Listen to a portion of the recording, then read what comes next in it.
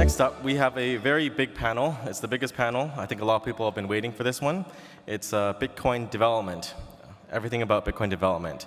We have Katherine Wu moderating, Eric Lombrozo, Matt Corallo. He used to be Blue Matt, but now he's not blue anymore. John Newbery from Chaincode. Also, Matt is from Chaincode.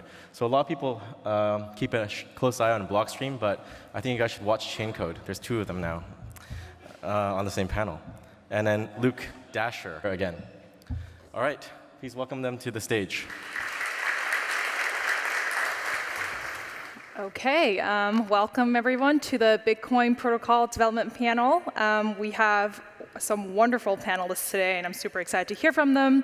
So why don't we kick it off? Let's start with Eric on my left. Just tell us, who you are and what role you play in Bitcoin development. So I got into Bitcoin around 2011. I started working on my own code, on my own network stack, and I actually almost did my whole full node implementation, but I kind of stopped short because I realized that it just was not as tested or reviewed or anything even close to the Bitcoin core stuff. So I started to look into contributing a little bit, and I haven't really contributed too much in like the last couple of years, but for a few years I was really heavily involved in like a lot of the other stuff that happened, not just the code stuff, but like extraneous events, let's just say, around the whole development process. Yeah. So I'm really interested in the development process itself and communicating better to people how it actually works. Cool. Matt? Yeah, what do? I also have been around since 2011. I've, at various points, on and off, contributed to Bitcoin Core, done a lot at various parts of the stack there, especially on the network, peer-to-peer network side. Also done a lot of work in mining protocol design and mining block propagation improvements. More recently, some work on Lightning, as well as more mining protocol design. I don't know. I've done a few other things, I think, but I can't remember them now. Everything, basically. I've done a bunch of things. A bunch of things. Hi, everyone. I'm John. I work with Matt. Most days, I'm sitting a couple of meters away from Matt at my desk, so this is not unusual for me to be here. I work on Bitcoin Core most of the time, write PRs, test, review PRs. And we're lucky at Chaincode that we have a lot of freedom to work on what we think is important and useful in Bitcoin. So I also spend some of my time working on Optech, which is a project to help businesses adopt better scaling technology. We host residencies for new developers in Bitcoin and various other educational projects like that. I'm Luke again. I first came across Bitcoin at the end of 2010. A week later in 2011 did my first pull request. Been really all over the place with Bitcoin. More recently, I've been focusing on trying to make it easier to pair mobile wallets with full nodes. Awesome. So let's kick off with a super macro question. And I would like an answer from each of you, which is, what does Bitcoin mean to you, and what motivates you personally to work on it? Starting with me? Yeah. The monetary side of Bitcoin, I think, is the most fascinating aspect. I think the technology is intriguing. I mean, cryptography is a very fascinating field in general, and I think there's a lot of applications for it that still have not been fully exploited. But in the case of Bitcoin, I think the fact that you have this programmed scarcity and the ability to enforce it not by any kind of institution that kind of rules from top down, but really from people agreeing to a certain set of rules and all kind of keeping each other in check, making sure that nobody's cheating, right? I think that that's really the most fundamental thing. And the monetary aspect is really a way of opting out of other systems. I think most people really in the world right now don't have too much choice outside of the banking system that exists and the fiat money system. I don't think that many people that are alive today really have ever lived in any other kind of situation. And Bitcoin allows you to opt out of that if for whatever reason the country where you're living doesn't really go the way that the government starts to become really corrupt and start to do a lot of stuff that you don't like. It gives you a way to opt out and to basically not have to be subject to that. So to me, that's the most important aspect of Bitcoin. Yeah, totally makes sense. What about you, Matt?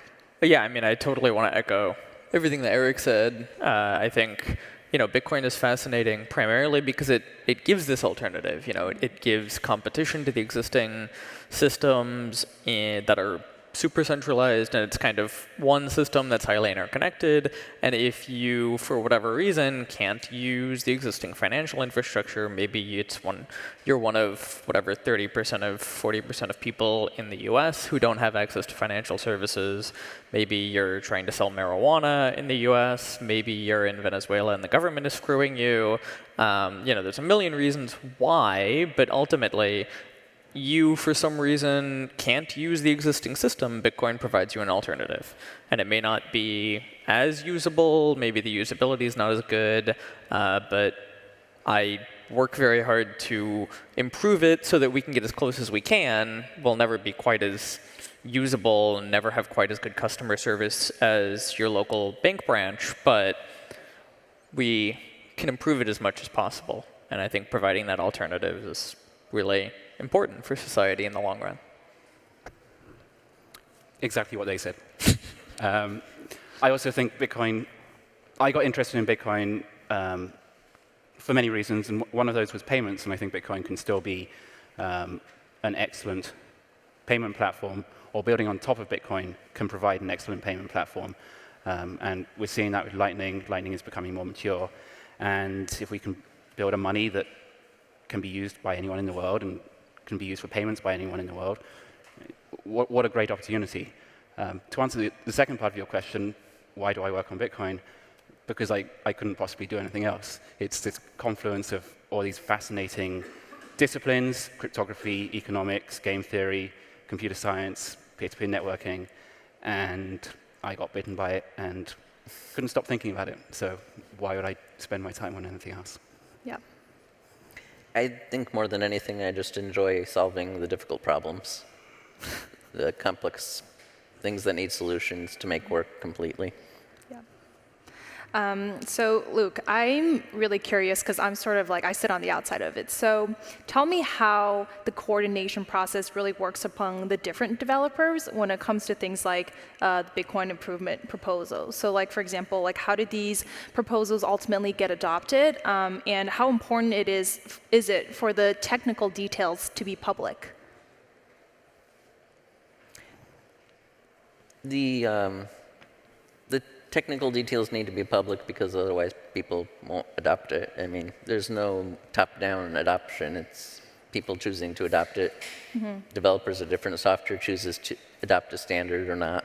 I mean, nobody can compel them to adopt the standard. If they don't want to do that, then they don't do that. Mm-hmm. And what are the communication channels mostly like in terms of coordinating? These days, it's mostly IRC and the mailing list. Mm-hmm.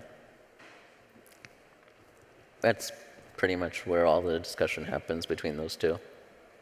How big of a role so apart from mailing lists, what about forums? Do they play a big role in terms of thinking up ideas or how things get adopted, or? I don't really think any forums are used very much for this anymore. Early on, the Bitcoin Talk forum was used a lot for development, but it hasn't been for a while. Yeah, so has it been formalized, the process, a little bit over the years, or not really? There's some formal ways that we measure support of a BIP, whether it's been successful or not, but there isn't, and there's a form, there's a format of the BIP, what it's supposed to have in it, reasons that it should be adopted. There's a formal way to leave comments for a BIP once it's completed, whether you think other people should adopt it or not. Obviously, nobody has to follow those recommendations or not. But it's a pretty flexible process. Mm-hmm. Yeah. Okay. So, John, I think a pretty hot topic recently has been around privacy, and I've been thinking around privacy in Bitcoin. And since Bitcoin is not fully anonymous, it's pseudo-anonymous, I'd love to hear your thoughts on privacy in Bitcoin. Right. So right now there's the tap-proof soft fork proposal, which I think is designed to increase Bitcoin's privacy in a soft fork. So how exactly would that happen if it were to happen, and what are the challenges in having this kind of change deployed and activated? Okay, well, we only have 35 minutes left, so it's going to be difficult to summarize answers to all of those questions. Bitcoin, as a rule of thumb, is pretty bad for privacy. It's a global ledger where everyone can see everything. That, by its nature, a priori, that's really bad. So a good rule of thumb or a good starting point is the less data that you can put on the blockchain, the better it is for privacy, for fungibility, and for scalability. And we've made moves in that direction over the past 10 years, and Taproot, Schnorr, this proposed soft fork that's coming up, is the next step in that, and would allow us to utilize the programmable money aspects of Bitcoin whilst leaving a much smaller footprint on the blockchain. Bitcoin, when you send a transaction in Bitcoin, you encumber the outputs of that transaction with certain spending conditions, and that is encapsulated in a script. Now, in early versions of Bitcoin, that script went directly into the output of the transaction, so everyone could see what the conditions of spend were. In around 2011, 12, P2SH was introduced, which, instead of putting that script into the output, put a hashed commitment of that script into the output. And the conditions of spend were only revealed at the time of spend when that output was redeemed.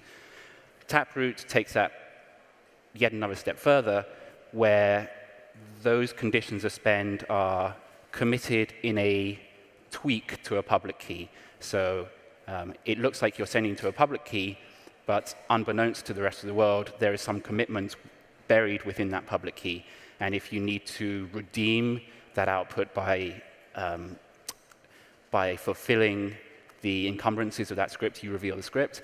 But in the most common cases, you never even reveal the script. You just sign with the private key or the tweaked private key. So what does that mean? It means that you can encumber your Bitcoins, you can have programmable money or smart contracts, and yet no one else in the world sees that. It doesn't end up on the blockchain. So that's really good for privacy, because people don't see how you're encumbering your coins or what you're doing with them. It's really good for fungibility, because all transactions end up looking the same. And it's good for scalability, because your footprint on the blockchain is small. Got it. And I'm sorry, did you, so what exactly would be sort of the major challenges to getting that adopted, like among, I guess? Sorry, can you say that again? What would be, sorry, you might have, I can't really hear your answers that well. It's hard to hear the echo. But so it's technically possible, It's technically right? possible. But do you see friction in actually it getting like adopted by people? That's a very good question, because I'm sure we all remember 3 years ago, when SegWit was proposed and then implemented, there was a long period between it being implemented and it being activated on the network, and there was quite a struggle. That became very political. I think the expectation is this time around, it should be less so. It's a very clear win. Schnorr signatures and Taproot are a very clear win for privacy and a very clear win for scalability and functionality on Bitcoin. And it's a smaller change in terms of the way transactions are structured. So we would hope that the decision would be less political. It takes a while, like Andrew said just a couple of talks ago. You might think Bitcoin moves very slowly, but in fact it's moving maybe too fast. And Taproot Schnorr has been proposed. We'll get a round of feedback in the community. People will argue over these parameters and how this works. But I would hope over the next 6 months to a year, those will all be kind of ironed out. It'll be implemented, and then maybe within 12 to 18 months, it will be activated. That's kind of the best case scenario. But we don't know.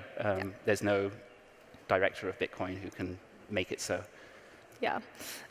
So speaking of political decisions, I feel like we should at least address the reorg discussion from this week. So just for those who aren't so familiar, so earlier this week, Binance, which is one of the world's largest crypto exchanges, suffered a security breach that resulted in a $7,000 Bitcoin loss.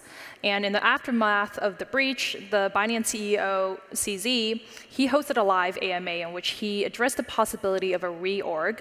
And forgive me if this is already discussed this weekend, but for those of us who aren't as familiar, Matt, can you tell me on a very high level, factually, just what that would mean?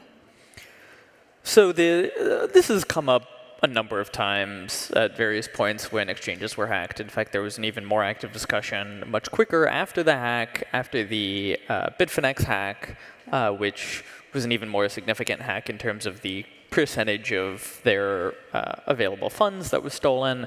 But essentially, the proposal is to say, OK, let's reach out to all of the big mining players or the big pools. Let's have them try to mine a completely parallel chain. Let's go back to before the money was stolen. Let's include an alternative transaction that instead of paying these funds out to the attacker, let's pay them back to the exchange, and then just start mining on that fork instead of the current best chain. And so eventually, of course, this completely valid chain would have more proof of work than the current chain or the chain on which the coins were stolen, and the entire network would reorganize and switch to this chain where the funds weren't stolen. And so you're essentially creating a parallel history, and if you can get more proof of work, then the network will reorg back and switch to this alternate history where the funds weren't stolen. Mm-hmm. So, OK, so that was helpful. Thank you. So I would love to hear from each of you sort of your personal take, because I feel like it's been pretty heated, at least online. Some people have come out saying, you know what, ultimately, I think this sort of discussion is good for Bitcoin to have. And then you also, I think there's some voices who are saying, this really honestly would have been impossible to do, though technically possible. So what is your take on it? So yeah, I mean, this has been discussed a lot in the past. This is definitely not the first time that this topic comes up. In fact, reorgs are a fundamental part of how Bitcoin works, and they actually happen on a regular basis, but they're very shallow. They only happen like 1 or 2 blocks, usually not more than that. Mm-hmm. It's very rare that you get like 6 or 10 or 100 block reorgs. I mean, a 100 block reorg would be basically disastrous for the entire network. So it's a matter of assessing really the risks as far as the incentives that exist for people to actually do this. And while I think that it is a non-starter to push this, just because the coordination efforts and the fact that people really put themselves not only set themselves up for a lot of financial risks, they set themselves up for legal issues potentially and other problems.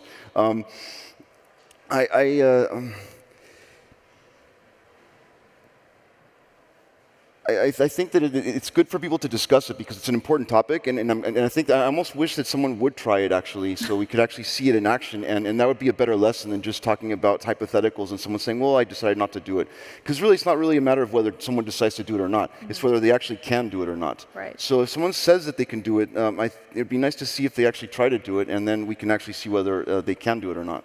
Do you take any issue with the way that CZ presented the solution?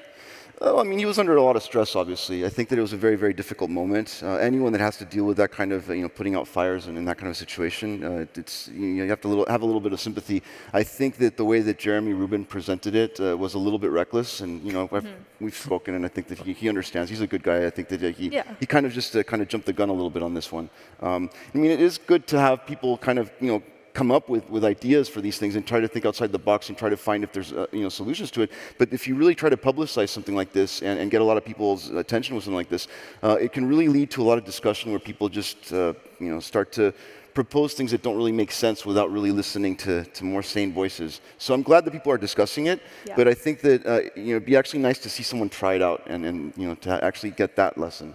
Yeah, interesting. Well, and we know that Bitfinex did try it. Right, so in the case of the CZ discussion, this was, 6 hours, 12 hours a day afterwards. And so the amount of work required to create this alternate history and get the network to switch to it is very significant. In the case of Bitfinex, they were on the phone. I mean, obviously in the case of Bitfinex, it wasn't, 1%, 2% of outstanding value. We can cover this with other funds, whatever. In the case of Bitfinex, it was, 30%? or some 80. I don't remember what the number was, but it was a huge percentage of the Bitcoin that they had and their total assets. And they were, within an hour on the phone with a lot of large pools, trying to convince them to get their money back. As I would expect them to do, they're under a lot of stress. Their business is at risk at that point, and they have to take. They have a custodial position, and they have to take the position for their customers that's best for their customers and best for the people who they're custodying their Bitcoin for. But it failed, right? All the miners, or all the large pools kind of said, this sets a bad precedent. And I think that's the interesting, there's a number of interesting frames from which you have to look at this kind of issue. There's the kind of individual frame, the individual business who lost the funds. I would expect them to try this, right? They have to do what's best for their business. In most jurisdictions, they have a legal obligation to do what's best for their business. And so they have to at least try, right? They have to try to get their money back however they can. From the point of view of the kind of pure technicals, which I think is really where Jeremy was coming from when he was explaining this thing to CZ, I'm sure it's possible. From the Bitcoin network's perspective, the rules say the chain with the most proof of work that is valid is the chain. And so the network would follow it. It wouldn't really be a problem from a technical perspective. But of course, it would be a major problem for the users of Bitcoin on a whole. Most people accept deposits, accept payments, whatever, at 6 confirmations. And whatever you think about the risks inherent in that, if you were to do a reorg that was much deeper than that, that this sets a precedent around how Bitcoin works and destroys a lot of these businesses and causes them serious harm, potentially to as a threat of long-term future of Bitcoin, right? If you destroy a lot of businesses built on it, then all of a sudden they're not gonna, people aren't going to trust this system. They're not going to continue using it. And so I think this is why you see a lot of the pools say, no, we're not going to set this precedent. And so there's always this, none of these systems are perfect. At the end of the day, all of these cryptocurrencies are social systems. And a key part of making them work in the way that we want them to work is setting good precedent within the community about how changes are made, how these kinds of decisions about reorgs, about what to mine are made, so that in the future, the community as a whole enforces that on each other, right? And so that's why I think these kinds of discussions are healthy, specifically because the community reacts with outrage. Mm-hmm. That is the correct response. The correct response is for the social consensus around Bitcoin to say, no, you must not do this. This is not the way Bitcoin works, and it must not be the way Bitcoin works, or we're going to devalue Bitcoin for all of us. And so this is kind of an important backstop on which the network relies today. Obviously in the long term, we want more decentralized mining, we want more secure mining, we want this to be, instead of something that's completely practical, at least from a technical point of view, to be something that becomes completely impractical because the number of people you have to get on the phone who you don't even know who they are, let alone have a way to contact them, is impractical. And so in the long term, if mining continues to decentralize and we see a more healthy, vibrant Bitcoin community, then it'll become something that's completely impossible. But that's just not the world we have today. And so it's important to strive for that world, but it's also important to say, okay, well, what we have today is not that, and so we have to enforce this social consensus to provide this backstop and have the right precedents set for the future, even if it's not the world we want to achieve, even if it's completely practical to have this today. I don't know how anyone's going to follow up on that, but yeah, there's a lot to respond to in that. In terms of miners being more decentralized and that making it a more difficult coordination problem, sure, that's a good thing, but this could be theoretically coordinated without getting people on the phone, right? You could start creating an attacking chain and somehow broadcast that to other miners, and you don't even need to talk to each other. They just build on each other's chain. Now, there's no network that does that right now. The fiber network and the Bitcoin network will not propagate an attacking chain that is shorter than the main chain. So there's that coordination problem, but I don't see full decentralization as a complete solution to this. I also don't see a social consensus being a complete solution to this because I think we need to build Bitcoin in a way that entities act according to incentive. And that's what Bitcoin is, right? So if we start thinking about Bitcoin being something where we need miners to follow our normative standards, well, we don't have any way to sanction miners who don't follow normative standards. That's the whole point of a censorship-resistant system. So yes, we should build norms, but we can't rely on those. Yes, we should build more decentralized miners, but again, we can't rely on that being a complete solution. In this instance, it didn't make sense for Binance to try to reorg, but there are some particularities to this instance. One is that currently we have a subsidy of 12.5 Bitcoin per block, so 7,000 Bitcoins represents about 4 days of subsidy. Now, in 10 years' time, we'll have had 3 halvings, so 7,000 Bitcoin will be a month's worth of subsidy. That means the main chain is accumulating subsidy Bitcoin much slower, and an attacking chain has much less of a disadvantage when attacking the main chain. Binance is a public company, or is a company with a brand, and they don't want to damage that brand by attacking Bitcoin. But if this was a private individual who had lost 10,000 or 7,000 Bitcoin, they would have much less incentive not to attack Bitcoin. So I think we need to do the things that Matt said, try and build the culture around Bitcoin and build norms. We need to try and decentralize mining. But we also need to try and build a Bitcoin and applications on top of Bitcoin that are robust to these events, which may happen in the future. So there may be deep reorgs. And if you're building an application on Bitcoin, I would say you should try and build an application that does not assume there will never be a deep reorg. So if the loss in this instance wasn't 7,000, it was like some much greater number. If it was 70,000, yes, then it becomes much more attractive to try and attack the main chain, because the main chain is not advancing in terms of additional Bitcoin for the miners. Yeah, that's interesting. That leads to one of my other questions, but I want to hear from Luke first if you have anything to add to the reorg discussion. I think at the end of the day, it would almost certainly fail. In the most general case where the attacker is trying to take Bitcoins, they can very easily counter any offer that the exchange may take to try to recover those Bitcoins, because the exchange has to pay not only for the miners to mine this reorg chain, they also have to reimburse the miners for the coins they're going to lose by performing this reorg. And the attacker has the entire balance of coins available to his disposal to counter that offer. And in the one case where the attacker doesn't care about the money, they're just trying to hurt Bitcoin and give it a bad reputation, that would be a case where the community could very easily perform a UASF to checkpoint the chain which they don't want to be reorged out. So at the end of the day, it would be a complete failure no matter how you look at it. Interesting. Respond to that, John? Luke mentioned something at the end there about checkpoints in the chain. I think that would be a very, very dangerous road to start walking down, and the medicine in that case is perhaps more damaging than the initial attack. If we started doing emergency checkpoints in response to people attacking the chain, then we've lost a large part of Bitcoin's appeal. Yeah, I want to echo that. I think if not everything, at that point we're like, oh yeah, Bitcoin Core actually now controls Bitcoin. Let's not go down that route. But I also want to echo John's other response. If your business or your platform or whatever can't survive a 1-week reorg and all the transactions you received in the last week disappearing, then you're doing it wrong.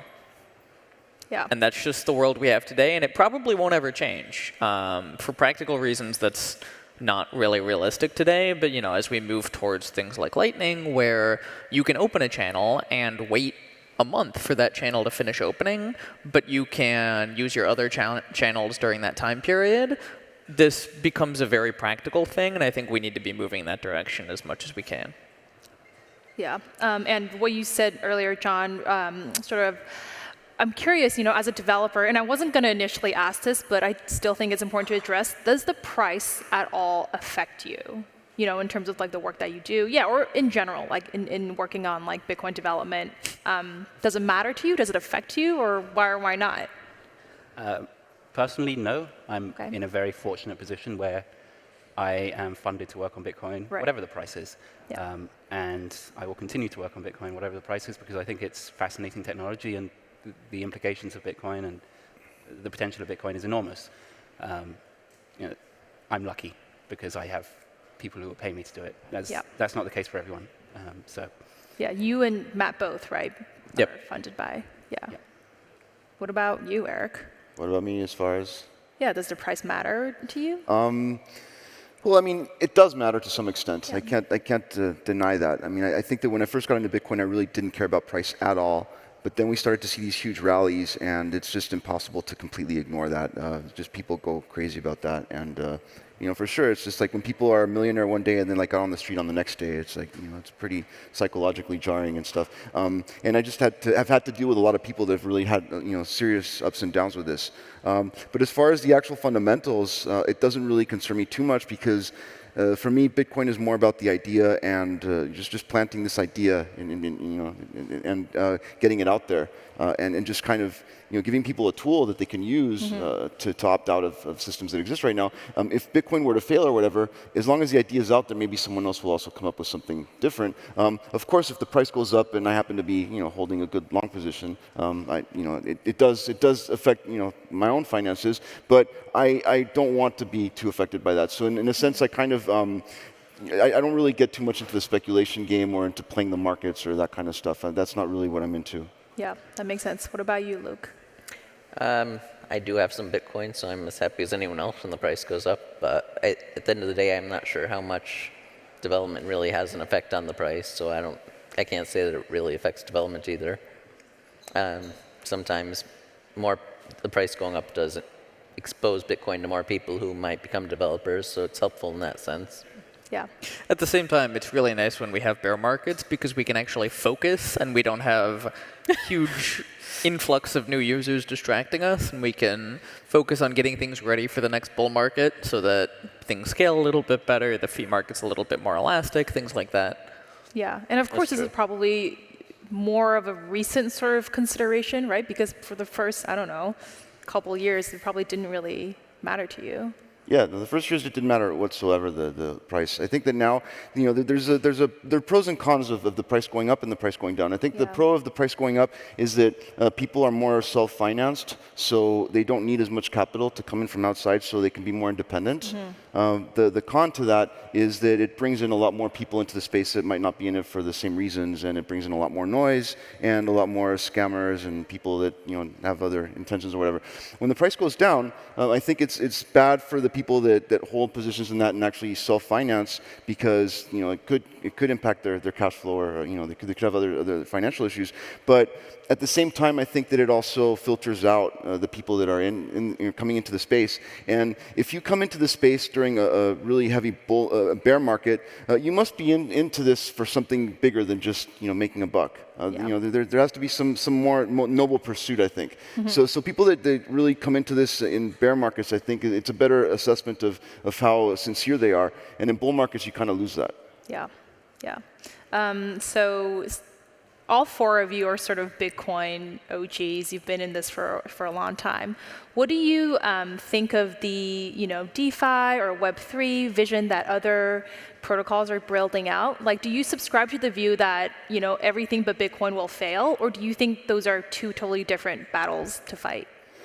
I don't think that everything besides Bitcoin necessarily will fail. It is very much possible that someone comes up with something even better. That's definitely a possibility. I mean, I think that Bitcoin was something that kind of caught all of us by surprise 10 years ago. There's no reason why someone else couldn't, in principle, come up with something even better than that. But I think that the circumstances in which Bitcoin originated are very unique in a lot of ways. It's really hard to replicate that. So unless you have those conditions, you can build the technology as great as you want. You're not going to get the same phenomenon. It's just not going to grow in the way that Bitcoin has grown, more organically, without this kind of like external subsidy. And I think that that's critical, because when you have external subsidy to something, now you're actually influenced by the interests of whoever's subsidizing that. And in the case of Bitcoin, you didn't have that kind of subsidy. You kind of, you know, was a grassroots thing that grew up from, you know, from the ground up. And what was the question again? do you think, non-Bitcoin projects will fail? Yeah, so non-Bitcoin projects. So most of the non-Bitcoin projects that I've seen out there, and I've worked on a few, I actually was very interested in seeing what other possibilities exist, because Bitcoin is limiting in a lot of ways, and I think that that's by design. You don't want it to be able to do anything you want, because the more flexible it is, the more attack vectors there are, the larger the attack surface is, considerably. So, but I was interested in testing out other ideas. But I think that what kind of happened is that people kind of started to rediscover things. There's nothing new under the sun. I mean, people have known about finance since prehistoric times. I mean, not everyone, but some people probably were pretty, keen on what's, how this stuff actually works. And I think the whole concept of sovereignty is actually intrinsic to the human condition and how people form societies, whether someone wants to, take it on a personal level or whether they want to build nation states or whatever. So I think that finance is a critical part of that. I think that these decentralized finance projects, it's interesting to have more participation from people in these kinds of things, because I think that there's a lot of entrenchment in this industry. There's definitely a lot of old players that kind of build moats around their entire industries and make it really, really hard for competitors to come in. So it's good for there to be competition there, but I think that there's just a lot of pipe dreams being sold. I don't think that the fundamental issue here is technological. I mean, we have the technology to build very good distributed databases and good market, good algorithms for setting up all sorts of markets and doing everything that I don't think that there's anything fundamentally technological that is limiting there. It's more the regulatory side and the fact that people are not going to be honest. If everyone was honest all the time, we wouldn't need any of this stuff. Right. Since people are dishonest sometimes, this is why we need this kind of stuff, and that's really the issue that we need to address. So I don't think that building some better technology that doesn't really take that into account, assuming that everyone's just going to be honest, makes any sense at all. Yeah. Yeah, and I would disagree slightly. I would be astounded if something came along that was somehow fundamentally better than Bitcoin. I would be astounded too. In some of the goals that Bitcoin has achieved, right? Let's not forget that Bitcoin is not solving new problems. The problems that Bitcoin has addressed and we hope solves have been around since the 70s, since the 80s. There's been a ton of really brilliant, really absolutely brilliant cryptographers and systems engineers working on them through the 80s, through the 90s, into the 2000s, and never really came up with the kind of solution that Bitcoin finally came up with. So I would be absolutely astounded if something came along that was somehow a significant improvement on that. Now, that said, you mentioned specifically like a lot of the DeFi work and a lot of other things that are coming up in this space. I think they're completely orthogonal, right? I think they're cool.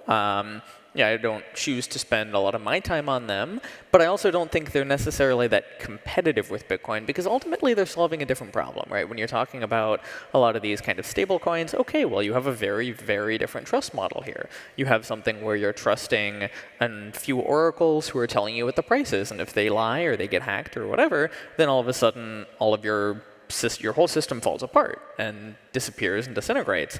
And that's fine for a lot of use cases, and that's great that people are working on those kinds of systems, but I think Bitcoin is really striving to be this, no, you don't have a counterparty, no, you don't have to trust some federation or some set of public keys, some set of keys that people hold. And, I want to see through that vision. I want to push Bitcoin as far down that road as we can and see if we can achieve the goals that people had in the 80s, the goals that people were trying to achieve back then, not necessarily, well, let's see if we can get away with some regulatory arbitrage by having some kind of stable coin with a distributed counterparty and like 3 or 4 different keys that are allowed to publish the price feed and can destroy the system if those keys get hacked. I'm excited that people are working on them, but I think they're just completely orthogonal. Well, first of all, thank you for referring to me as an OG. That's very kind, but not exactly true. I've only been working on Bitcoin for 3 years. And I'm still learning. We're all still learning. I think we work on Bitcoin because we want there to be a better kind of money, right? That's really it. And we don't work on Bitcoin because it is Bitcoin, or at least for myself. The aim is not to make Bitcoin successful. The aim is to have a better kind of money for the world. So if that happens to come about from a different project, then that's fine, I think. I think that's unlikely at this point. I don't see any other project that has the decentralization and the culture and the brilliant people working on it and the technology that Bitcoin has. But I don't think that's an impossibility. For now, I will continue to work on Bitcoin because it's the only project that interests me. Yeah, makes sense. I think over the long run there will be multiple systems, but not very many. There'll probably be maybe 1 or 2 currencies with different economic models. There's probably going to be a deflationary one, which Bitcoin is pretty well secure in right now, but there will probably also be an inflationary currency for people who prefer that. There's non-currency uses like Namecoin, and some people have tried to make games that are decentralized with blockchains. So I think there are room for different decentralized systems, but not very many of them. Can I just add one thing? Yeah. Matt was saying that he would be astounded if something else would come out. I would be astounded too, and I actually think that nothing else that exists out there even comes close, in my assessment, to what Bitcoin achieves. I still believe in human ingenuity, and I still believe that people could potentially come up with something even better. I can't come up with anything better myself right now. If I could, I'd probably be working on that instead of being here. But I'm not leaving that option out. I'm not leaving that off the table. I don't think that it's impossible for people to come up with something better. Yeah. For 4 Bitcoin maximalists, these are very measured answers. I've been told I'm I don't think I've ever met a Bitcoin maximalist. I'm skeptical they exist. Yeah. Okay, so one last question for all of you. For the developers out there, what is the best way for them to start contributing to Bitcoin? Like, what are the best resources? How do they go about doing that? So, residency? You guys can make a plug. Should I start or should? No, we can start with you. I think a lot of people just get overwhelmed just because of how much there is to know. Even when I first got into Bitcoin, when it was much simpler than it is today, there was much less going on. It took me several weeks to kind of start to get it up to speed on some basic stuff. And it took me several months until I even was able to get a commit into Bitcoin Core, just working on stuff. I mean, it was just all this tedious process of having to do all these rebases and everything. So, when you go through this rebase hell, it kind of can be demoralizing.